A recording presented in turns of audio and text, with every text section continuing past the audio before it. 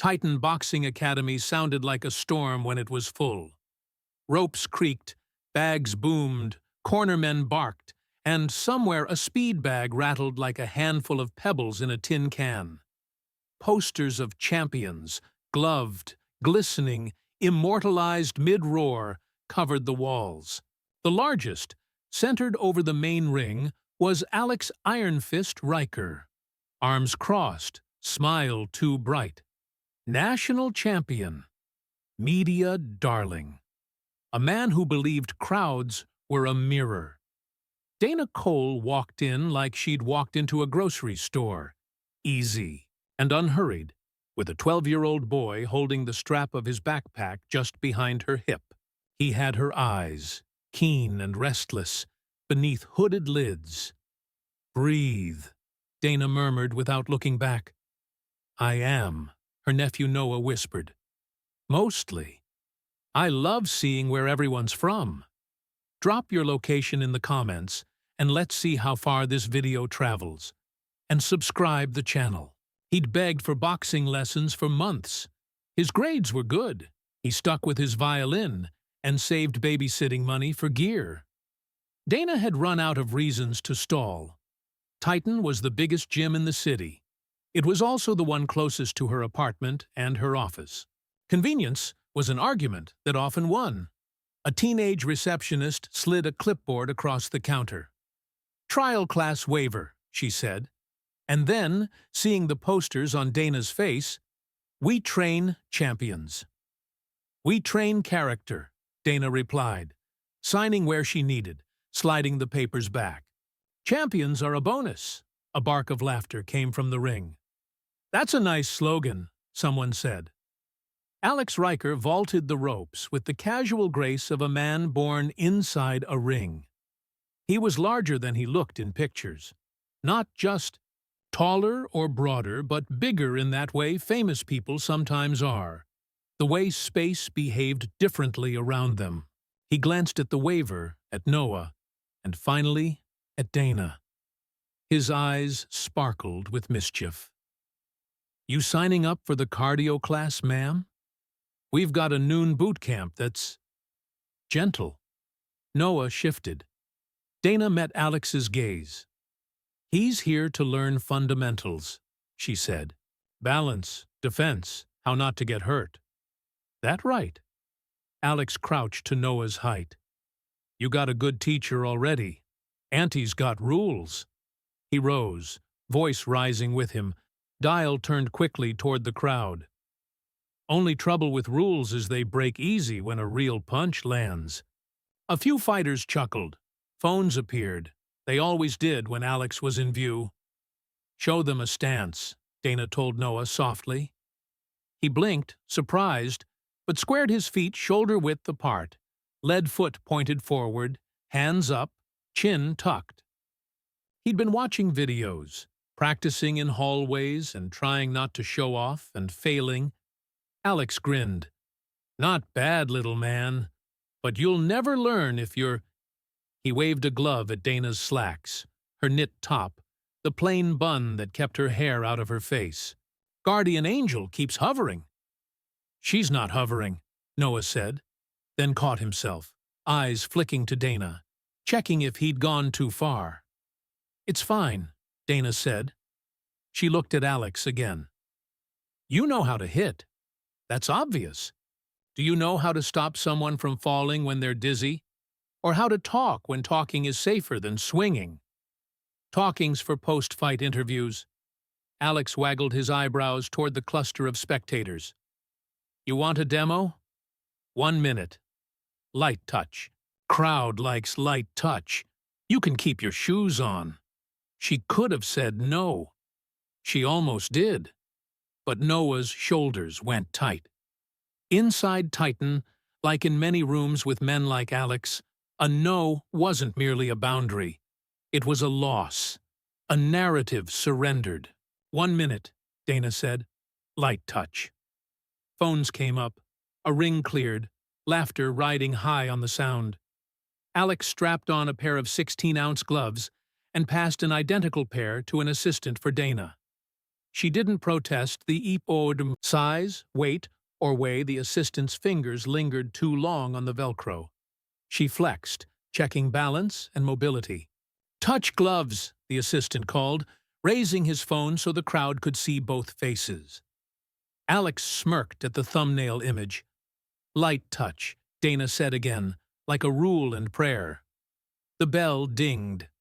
Alex bounced, showing off his footwork. He was advertising his brand. And beneath it was a fighter measuring what was in front of him. He flicked a jab toward her forehead, lazy, theatrical, designed to make her blink. She didn't blink.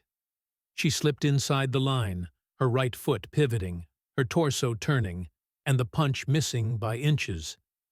It wasn't a heavy return, just a clean check hook tapped against the ridge of his ribs to mark distance and timing. And its sound wasn't cinematic, but it was real, and it was accurate. Alex's smile tightened. Another jab. This one is quicker. She parried and retreated, taking small steps with no flail. He pressed, as any good fighter would press, once he sensed a habit. The crowd leaned forward. He threw a right hand like a man tossing a rope over a fence. Casual, confident, unafraid to miss. Dana pivoted again, this time off the left foot, and slid a straight right down the middle to meet the opening he'd created by his own swagger. Pop. His head snapped. The gym's noise collapsed into a sharp inhale. Alex shook it off, grin returning, wider. He stepped in, crowded, hands heavy now, more weight behind them than light touch allowed. He touched her shoulder with his forearm. It was subtle and easy to miss in the wrong clip. Dana's hands flowed. Frame, inside tie, elbow tucked, head safe. "Time," someone shouted, though it wasn't. "Light touch," Dana said. He swung anyway. The opening wasn't large. Almost nobody gives you large in a fight. But it was enough. Her left hand pawed, her right foot slid to the outside at a clean angle, and her right hand drew a straight line to his chin. Technique isn't cool. It's quiet. It's a lever and a hinge, weight cycling up from the feet, a shoulder turning through like a door. Alex fell before the sound reached the back wall. The bell never got the chance to ding again. The first clip hit within an hour. It showed Dana's straight right and Alex falling. It did not show his forearm. It did not show light touch. It did not show what came before, the long minute where she had done everything to keep the play-acting play. The comments did what comments do. "Psycho lady sucker punched a champ." "Arrest her." "Who even let her in?" A second clip, a different angle, didn't help. It showed Alex's head bouncing when it struck the mat, and the sleepy, embarrassed way his hands pawed air as his body processed the brief, involuntary blackout.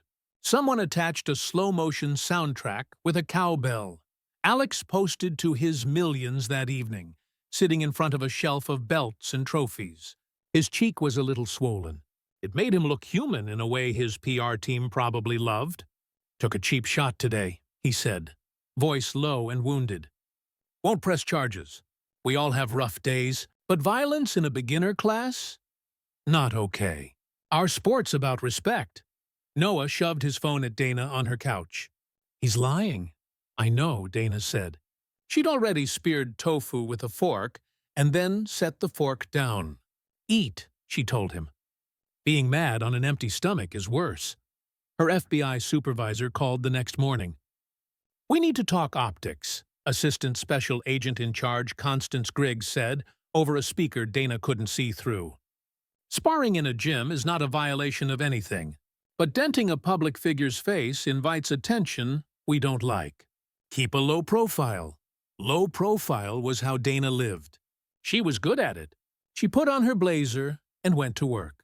She answered emails, reviewed evidence, and met with an assistant United States attorney about a procurement fraud case that had nothing to do with boxing or internet clips or a young man who believed cameras were the truth. She fielded Noah's texts at lunch. She told him not to read comments. She told him it would calm down. Dana had said those same words to witnesses in small rooms with one-way mirrors and coffee gone cold. She knew they were often untrue. She told them anyway and went back to her desk. Carl Vega had a face that made you want to look away. Handsome the way a budget suit on a good body can be attractive for a second, until the light hits the seams. He'd managed club fighters for years before Alex made him rich. He lived on sponsored dinners, DMs sent at 2 a.m., and men's delighted laughter in booths. "The story's hot," he told Alex, gliding through Titan's office with 2 oat lattes and a grin. "We lean, not too hard. Nobody likes a whiner, but enough to make her a symbol." "A symbol of what?" Alex asked, icing his cheek. He couldn't stop replaying the moment in his head. The line of her foot, the angle, the way she didn't gloat. There had been women who'd smiled, men who'd barked. He knew how to hate those. Her calm annoyed him like a splinter. "Danger," Carl said. "Unstable federal agent attacks champion. The police union will eat it up. Our friends upstairs," he lifted his latte, "love a moral panic tied up in a bow. Meanwhile, a charity exhibition for 2 weeks. You do your redemption arc. She either no-shows, which makes the story ours, or shows and gets beat like everyone else." Alex rubbed his jaw and imagined pain as a kind of payment that would return with interest. "Set it up."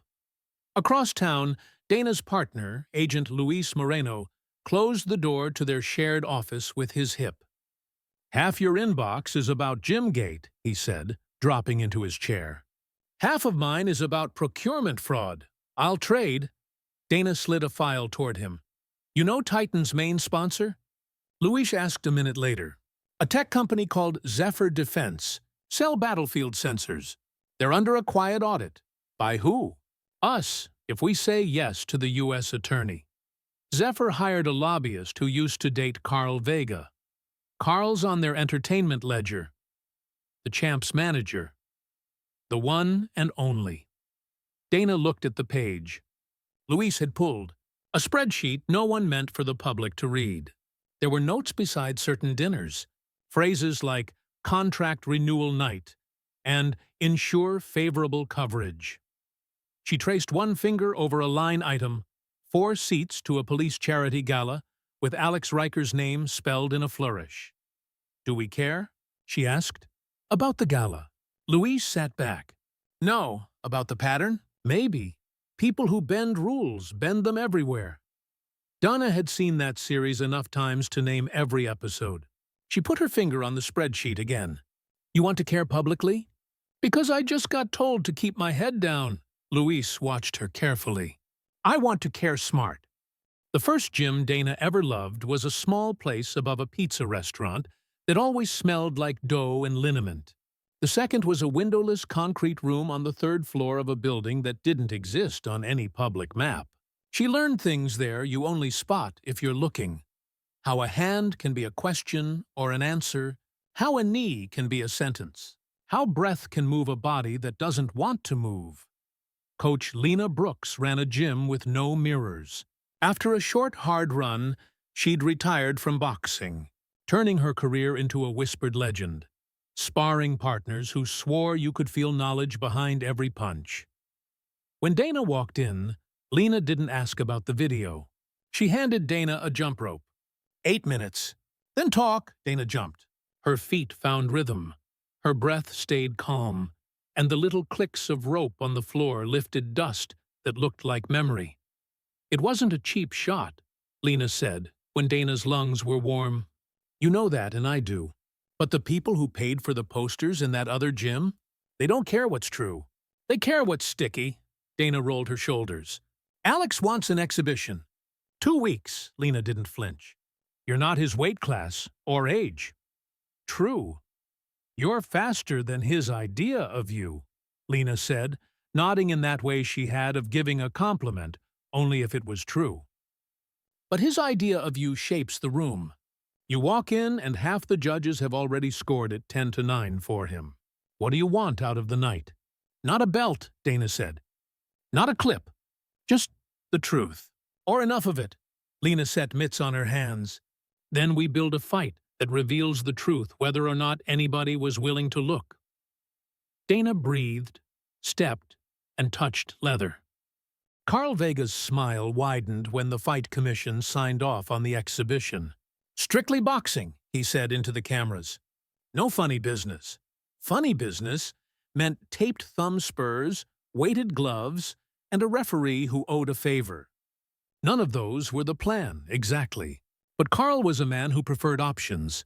He had numbers for men who opened doors and men who made sure doors closed on bootstraps. He used them like a chef sprinkles salt, easy, confident, unafraid to taste. Luis watched bank records populate in a spreadsheet and saw something else. Zephyr Defense was paying a boutique marketing firm that paid a PR contractor that paid a podcaster who filmed 3 times a week in Titan's studio. Money laundering isn't always a heist. Sometimes it's a long table with bowls, and everyone thinks he's just stirring. You're getting that look, Dana said over takeout on her coffee table. The look that says, I found sauce? Luis replied, the look that says you're going to pitch this case on the back of my face. He didn't deny it. It's good leverage. You win clean, we release clean. You lose clean, we release cleaner. Either way, the story that goes with your video gets better. Dana chewed, thought, and then nodded. Fine, but no one gets burned who doesn't light their own match. Mornings smelled like old leather and new tape. Lena's gym hummed with small corrections. Feet an inch wider, chin down, elbow in, hand returns to guard. Discipline is memory plus choice. Dana collected both. Noah sat on a stool doing homework while Dana shadowboxed. You're fast, he said, like an apology to the part of him afraid she'd look silly. I'm practiced, Dana corrected. Fast is a gift.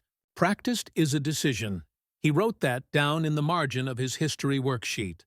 Later, when they were leaving, he said, They called you names under the video. I know. They called me names under the video too. Because my handle is my name. I didn't delete them. Why not? Because I wanted to see if it could hurt me. He swallowed. It did. She rested a hand on his head. Next time, delete them. Luis filmed portions of training with a steady hand and a quiet camera. He intercut clips with documents, news anchors, and old photos of Dana in FBI tactical training that had never been designed for the public. He put all of it in a folder called Quiet Storm. You hate that title, he said. I hate all titles, Dana said, and Lena snorted. Between rounds, Lena murmured into Dana's ear as she held mitts. You're not fighting him, she said. You're fighting the part of the crowd that thinks weight equals right. Pepper the legs. Tap the body. Don't chase the head. Make them see you build a house while he swings hammers. I like hammers, Dana said. I know, Lena replied. Love inside the scold. At night, Dana sat at her kitchen table with ice under one knee, watching Alex's highlight reels. He had a left hook he loved too much, and a habit of dropping his right when he changed levels. He also had a charm that made judges smile. The charm was the bigger weapon. Dana mapped counters and distances, then closed her eyes and mapped breath. The arena lights rolled like surf, and the air tasted like popcorn and adrenaline. The announcer's voice cracked slightly when he said Alex's name because it's hard to be cool when genuinely excited. Dana's walkout had no music. She'd asked for none. The crowd booed, then quieted because silence is always a surprise in a place designed for noise. Lena led. Luis stepped behind, a camera at his chest. In the far corner, Alex did small sprints, mouth open, shoulders rolling, showtime visible in every loud exhale. He leaned toward Dana's corner like the ring was a back fence. You get your photo, agent? He called, grin clean. I'm here for the paperwork, Dana said. The referee, A retired pro named Mike Davidson, who'd insisted on being assigned, gathered them in the center ring. "Keep it clean," he said. "We're not letting this turn into Instagram." He looked at both sets of gloves, at the wraps beneath. He pressed, weighed, frowned just a little, and then nodded. "Touch up." The bell set them loose. Alex took center, jabbing. Dana's hands were up, elbows tight, chin tucked. She didn't rush. The crowd did that for her. A wave of sound that doesn't care whether you can swim. She drifted outside Alex's left foot, watching his shoulder, not his eyes. Men like Alex know how to smile with their eyes in the middle of a lie. The first minute was negotiation. His jab, her check, his hook, her pivot. When he crowded, she wrapped him clean and waited for the break. When he retreated, she touched his body with polite little taps that made no one cheer, but wrote their own report in muscle. Tap, tap, tap, a rhythm in a room that wanted drums. "Beautiful," Lena called. "Don't vote for him with your feet." Alex scowled and threw harder. The crowd liked it heavier. Dana didn't. She slid and slid again, then set her feet, touched a two-piece to the body, and left before he remembered where she'd been. At the end of the round, the crowd sounded confused, like a room where the lights had been dimmed without warning. They wanted car crashes, and they were getting craftsmanship. Round 2 brought pressure. Pressure is a strategy and a thing of pride. Alex had both. He tried to pin her on the ropes, and she slipped out on a small angle. Step off, shoulder turn, glove brushed his cheek as she passed. He threw a hook to cut her off. She ducked and tapped his stomach. The sound made something in his face flicker. "He hates that," Lena said. "Good. Make him hate it every 30 seconds. He did hate it. He threw harder. Harder meant sloppier. Dana picked small moments like berries. A jab that stayed out a half-second too long. A head movement that came late. A chest heaved with breath that told her his ribs were ready. She never sat down on the first shot. She set traps, 1, 2, 3, then touched his chin with clean truth. By the corner's end, Alex returned looking like he'd won the round because men who swing big always do. Judges may have agreed, but the rooms are smarter than judges, had started to shift. Round 3, and Dana felt something was wrong in the clinch. It was small, borderline, like a grip that's too tight in a handshake.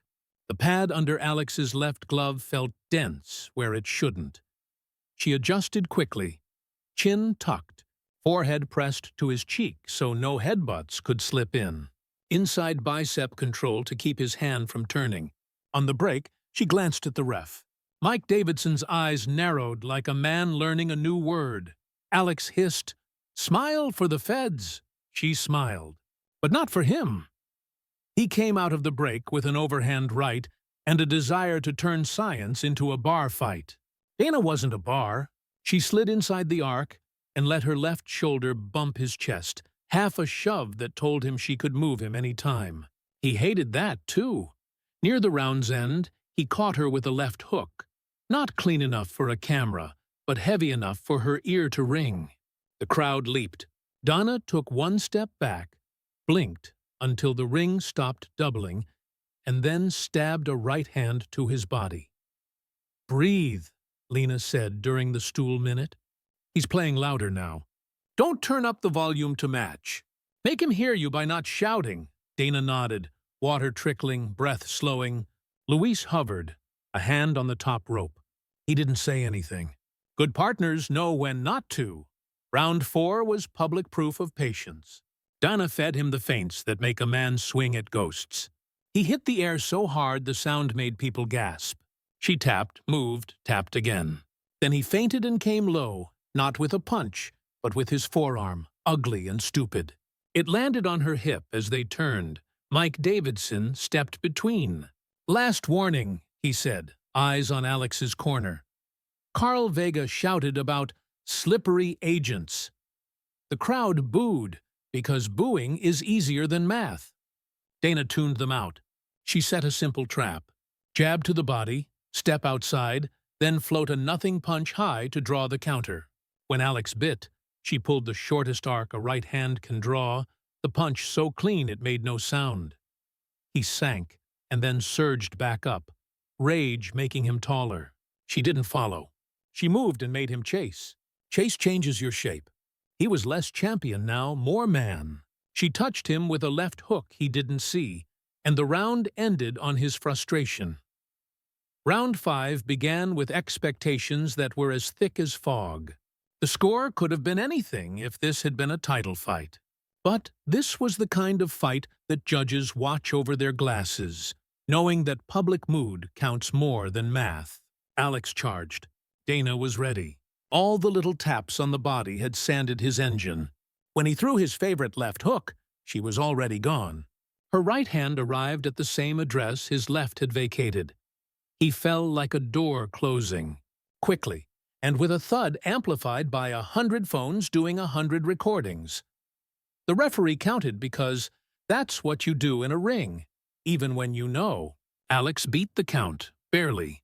The ref wiped his gloves and looked at him with a question. Alex mumbled something that sounded like pride, disguised as breath. The ref nodded and said, "Box." Dana didn't hunt. She walked him to the corner with the same discipline she'd drilled in an empty room. Jab. Body. Step. He swung desperation, and she weighed, measured, answered. Then she planted, turned her right hip, and let her fist do paperwork. Alex sat where he landed, back against the ropes, legs extended, and watched the ceiling spin. The referee waved it off. Somewhere far away, a bell tried to argue. The noise became light, camera flashes erasing detail. Dana lifted her gloves with no flourish. She looked to Alex's corner. Medical staff knelt. He nodded once, as a man does when his body is still catching up to the event. Dana stepped toward him and touched his shoulder. The gesture traveled through 1,000 cameras that never shared the part that mattered. That was fine. It was for him. Lena's arms came around Dana. "You built the house," she said into Dana's ear, "brick by brick." Luis's phone buzzed in his pocket. Half the city retweeting a thread he'd scheduled for that second. He watched, jaw tight with a joy he wouldn't name, as a story unspooled. Clips of Dana's light touch in Titan. The forearm Alex had pressed. Training footage that looked like patience instead of thirst. Bank records that put Carl Vega at dinners paid for by defense companies who shouldn't have been buying dessert for anyone. Then came the piece that hurt. A slowed-down zoom of a hand wrap that wasn't entirely legal. Mike Davidson saw it in real time. The commission saw it in real aftermath. The podcaster who laughed in Titan's studio filed a frantic post that said nothing and everything. Alex blinked under the lights. Carl yelled something about witch hunts. The crowd, having gotten the theater they came for, turned literary. They wanted moral arcs now. They wanted the truth to bend slightly toward their better nature. Dana slipped through the ropes and down the steps. She did not go to a camera. She went to a hallway that smelled like disinfectant and cotton candy, where she sat on a metal chair and peeled tape from her hands. The thin skin between thumb and finger looked like a map. In the days that followed, sponsors issued statements with careful verbs. Zephyr Defense paused relationships pending review. Carl Vega paused nothing and then vanished into the kind of legal counsel that charges by the sigh. Titan posted a photo of Alex helping a kid tie his gloves, and the comments split into neat thirds: forgiveness, fury, and fatigue. Dana did not give interviews. ASAC Griggs called and said, "Thank you," in a tone that sounded like, "There will be no more words about this." The procurement fraud case moved forward on a track that did not need Titan's name to reach a station. At Lena's gym, more girls showed up. They liked the no mirrors and the way Lena said power, like it wasn't something you took from someone else. Noah did homework on his stool and sometimes got up to show a new kid how to wrap hands. He used too much tape, then learned not to. Luis came by with coffee and a grin. One of the podcasters apologized to the idea of you, he said. Not to you, because that would be human, but to the public image he imagined you to be. Dana shadowboxed silently, while Lena held mitts for a teenager whose braid bounced like a metronome. People imagine lots of things, Dana said. They're allowed. You're good with this, Louise said, not a question. I'm good with training, Dana corrected. The rest is weather. Later, she walked past Titan on her way to a sandwich place. The big poster of Alex was gone, replaced by a wall-sized image of a kid mid-skip. Rope up, 1 foot off the ground. Joy simple and blinding. A smaller banner beneath read, Strength without control is weakness. Dana smiled despite herself. Marketing can sometimes collide with truth. She felt a presence behind her and turned. Alex stood a few paces back, baseball cap low, cheek still slightly puffy. He looked smaller without a ring. I wanted to say, he paused, eyes on the sidewalk. I wanted to say I fought stupid. You fought like a man who thought the world owed him. Her voice was not unkind. You're not the first. He dug his thumb against a callus, a habit. I didn't know who you were until after. It wouldn't have mattered if you had. He nodded. I'm getting help. I'm glad. He started to walk away, then turned back. You didn't have to touch my shoulder. Maybe I didn't, Dana said. But I did. He raised a hand and left. Dana watched the door swallow him. She hoped he'd learn the boring parts of the skill that make you worth trusting. 6 months later, the fluorescent lights in the Quantico gym made everyone look green and heroic. Dana stood before 30 women, agents, analysts, recruits, a few admins who had decided self-defense belonged to everyone, and held up 2 wraps. These are for your hands, she said. But the lesson is for everything, they laughed. They rapped. She taught them simple things that worked. How to step into a threat and shrink it. How to stand when someone tried to make you small. How to say no in a voice that turned no from a noise into a structure. She told them nothing about Alex Riker. She showed them how to cut an angle around a problem they thought was a wall. Lena visited, leaned against a column, and barked a correction across the room without moving. Elbow in, she said, and the elbow came in. Noah filmed a few minutes for his school's media club, then tucked his phone away, held mitts for a taller recruit, and was grateful anyway. After class, a young analyst lingered. My brother laughed when I told him I was taking this class, she said. He said, You gonna armbar your way through budgets? What did you tell him? Dana asked. That budgets are a fight too. She paused. Thank you. You did the work, Dana said. On the drive home, Dana swung by the sandwich place. Titan's new banner had weathered a winter. It looked better for the wear, like a thing that had survived in the wind. She thought of the first minute in Titan, the sound of a speed bag and a forearm that pretended to be innocent. She thought of the way a crowd can turn and learn. She thought of how Alex looked after the second knockdown. Boyish, foolish, human. She thought of what Lena had said on the stool that night between rounds. Don't vote for him with your feet. She'd carried that into rooms without ropes. Don't vote for fear with your words. Don't vote for chaos with your breath. Don't vote for lies with your silence. At a stoplight, she glanced at Noah in the passenger seat. He had his violin case between his knees and was tapping a rhythm on it with quiet fingers.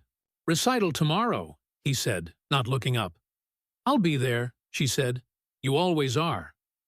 He reached into his backpack and pulled out a card he'd made. He'd lettered in blocky, careful lines on it. Win clean. He looked shy for half a second, then proud. Dana tucked the card into her glove compartment, next to evidence receipts and a pair of wraps that had frayed into softness. It's a plan, she said. They drove. The city did what cities do. Moved, argued with itself, shone, dimmed, offered, withdrew. A gym door opened somewhere, and a kid walked in with a backpack and a dream shaped like something he couldn't name yet. Somewhere else, a woman wrapped her hands and decided she didn't need a camera to be real. And in one small car at a red light that turned green, an FBI agent with real combat skills remembered that the cleanest wins happen long before the bell.